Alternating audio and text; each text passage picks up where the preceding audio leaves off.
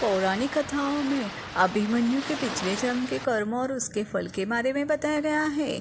अभिमन्यु ने पहले कल्यावना के रूप में जन्म लिया था। कृष्णा ने इसे मार डाला था और इसके शरीर को जला दिया था, लेकिन कृष्णा ने इसकी आत्मा को एक कपड़े से बांध दिया था और अपने महल द्वारका ले आए थे, जहां उन्होंने इसे एक डिब्बे में बंद कर दिया था।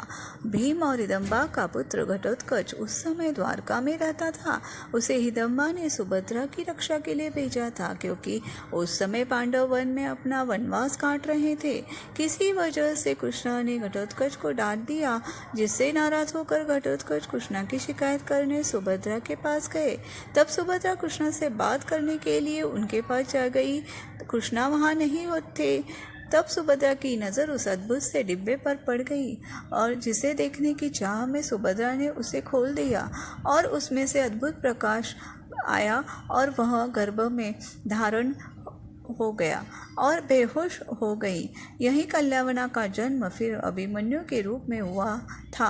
यही कारण है कि कृष्णा ने चक्रव्यूह का आधा रहस्य ही सुभद्रा को सुनाया था जब अभिमन्यु उसके गर्भ में था। अभिमन्यु चक्रव्यूह में घुसने का रास्ता तो जानते थे, किंतु बाहर निकलने का रास्ता उन्हें ज्ञात नहीं था। ये भी कहा जाता है कि अभिमन्यु को चंद्रदेव ने भेजा था, जो सिर्फ 16 वर्ष तक पृथ्वी में रह सकता था।